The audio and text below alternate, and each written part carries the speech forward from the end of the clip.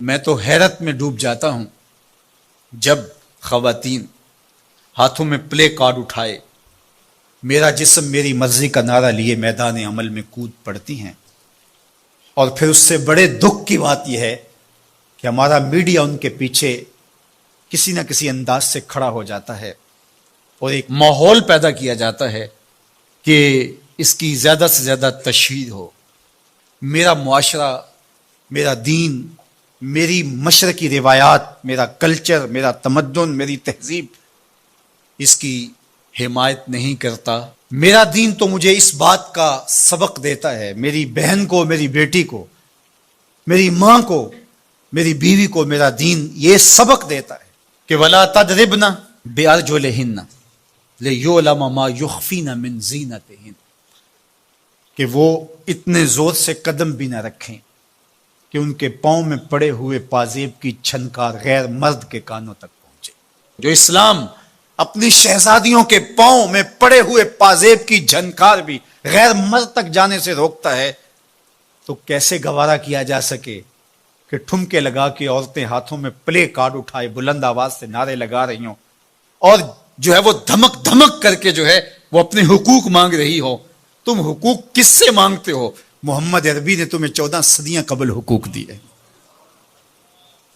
اور اگر تم اسلام کو نہیں مانتی اور اسلام کے ضابطوں سے انحراف کرتی ہو تو تمہیں میں ایک نقشہ ماضی کا دکھانا چاہتا ہوں کہ تمہارے وجود کو بھی گوارا نہیں کیا جاتا۔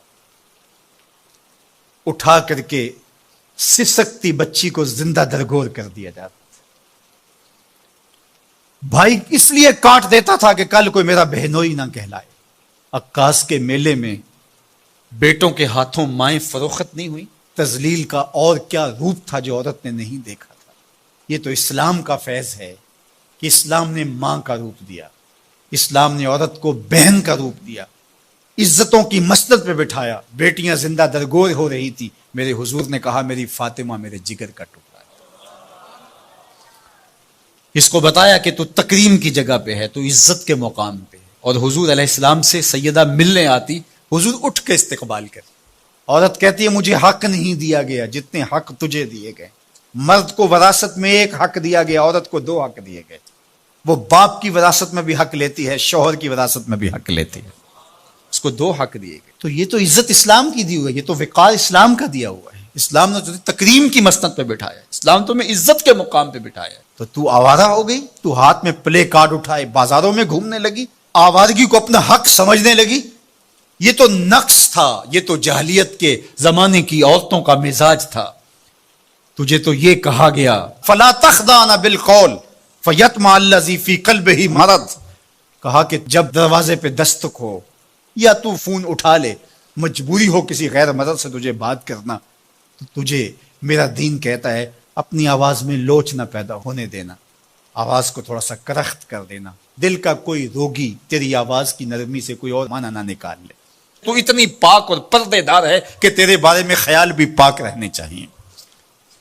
تجھے دیکھ کے مرد کو ادب سے نظریں جھکانے کا حکم دیا گیا ہے۔ نگاہیں نیچی کر لو، محمد کی شہزادی آ رہی ہے۔ نگاہیں نیچی کر لو، فاطمہ کی بیٹی آ رہی ہے۔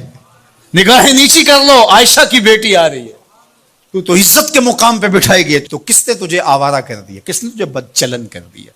چند ٹگوں پہ، چند ملکوں کے سرمائے پہ، اور چند آوارہ عورتوں کے کہنے پہ جو مغرب کی وظیفہ خور ہیں اور جو نہ نظریہ پاکستان کو مانتی ہیں اور نہ ہی نظریہ اسلام کو مانتی ہیں، ان کے کہنے پہ تو ان کے ساتھ جا کے کھڑی ہو گئی۔ پلٹا واپس، تیری راہیں تیرا دین دیکھ رہا ہے۔ یہ 4 دن کی زندگی ہے، یہ بکھر کے ٹوٹ جانے والی سانسیں ہیں۔ آ جا، تیرا دین انتظار کر رہا ہے، تیری نسلیں تیرا انتظار کر رہی ہیں۔ بطول باش و پنہا شو ازیں اثر کہ در آغوش شبیر بگیری۔ اقبال نے کہا بہن بطول بن جا اور زمانے کی نگاہوں سے پوشیدہ ہو جا، پھر تیری آغوش میں بھی حسین کے جانشین پیدا ہوں گے۔ تو مغرب کی ٹینوں نہیں ہے، تو محمد کی بیٹی ہے، اور تیرا پردہ تیرے